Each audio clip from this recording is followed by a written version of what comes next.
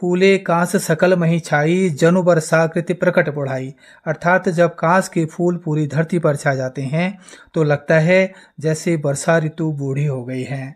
लगभग एक सप्ताह के बाद धान की फसल पक चुकी होगी और इसकी कटाई और मड़ाई शुरू हो जाएगी। आप सभी दर्शकों का हार्दिक स्वागत है, अभिनंदन है। आप स्क्रीन पर देख रहे होंगे सफ़ेद रंग के फूल। सबसे पहले मेरा अनुरोध है कि आप वीडियो को फुल स्क्रीन कर देखिए तो आपको यह नज़ारा बेहद खूबसूरत लगेगा। यह है कांस घास। यह एक बहुवर्षीय घास है जो विशेषकर नदियों के किनारे, सड़कों के किनारे, मैदानी क्षेत्रों और आर्द्र भूमि में उगती है। यह घास 2-3 मीटर तक ऊंची हो सकती है।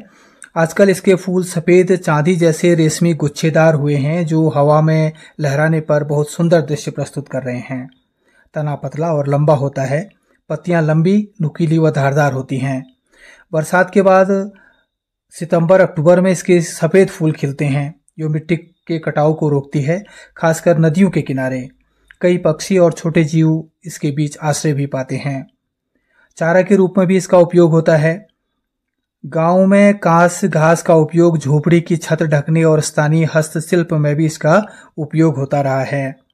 इससे झाड़ू, चटाई, अस्थायी बाड़ भी बनाई जाती है। पशुओं के लिए कभी कभी सूखा चारा भी तैयार किया जाता है। कांस घास बरसात और शरद ऋतु के समय खेत खलिहानों और नदी किनारों पर सफ़ेद फूलों की चादर बिछाकर प्रकृति को अद्भुत सौंदर्य प्रदान करती हैं। वैज्ञानिक भाषा में सैकरियम स्पोनोटिनियम कहलाने वाली यह घास न केवल पर्यावरण संरक्षण में सहायक है बल्कि इसके बहु उपयोग भी किए जाते हैं।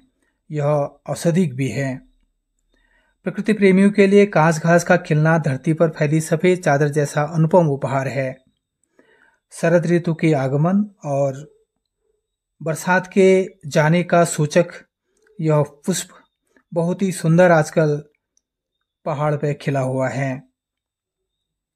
यह संकेत करता है कि अब शरद ऋतु आने वाली है और किसान धान की फसल की कटाई की तैयारी शुरू कर सकते हैं। महाकवि तुलसीदास ने रामचरितमानस में कांस के फूलों का वर्णन करते हुए कहा है, फूले कांस सकल मही छाई, जनु बरसाकृति प्रकट बढ़ाई। अर्थात जब कांस के फूल पूरी धरती पर छा जाते हैं तो लगता है जैसे वर्षा ऋतु बूढ़ी हो गई है।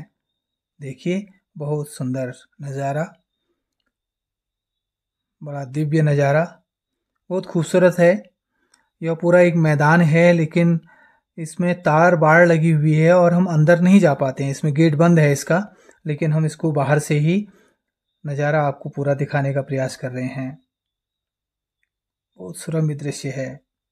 प्राचीन काल में कांस घास के तने से कलम भी बनाई जाती थी। आयुर्वेद में कांस का उपयोग गुर्दा संबंधी समस्याओं के इलाज के लिए भी किया जाता है। अब हम आपको यहाँ का नज़ारा दिखाते हैं। यह देखिए, धान की फसल तैयार हो चुकी है। हरियाली हल्के पीलेपन में परिवर्तित हो गई है। कल कल कर नदी धान के खेतों के बीच से निकल रही है। ये देखिए, लदकद धान की फसल, बहुत सुंदर फसल हुई है। इस बार मानसून खूब वर्षा है तो धान की खेती के लिए यह वरदान साबित हुआ है। बताया गया कि लगभग एक सप्ताह के बाद धान की फसल पक चुकी होगी और इसकी कटाई और मड़ाई शुरू हो जाएगी। हम प्रयास करेंगे कि आपको धान की फसल की मड़ाई कैसे होती है वो भी हम दिखाएंगे। आप देखिए, यहाँ का प्राकृतिक नज़ारा, बहुत ही सुंदर नज़ारा।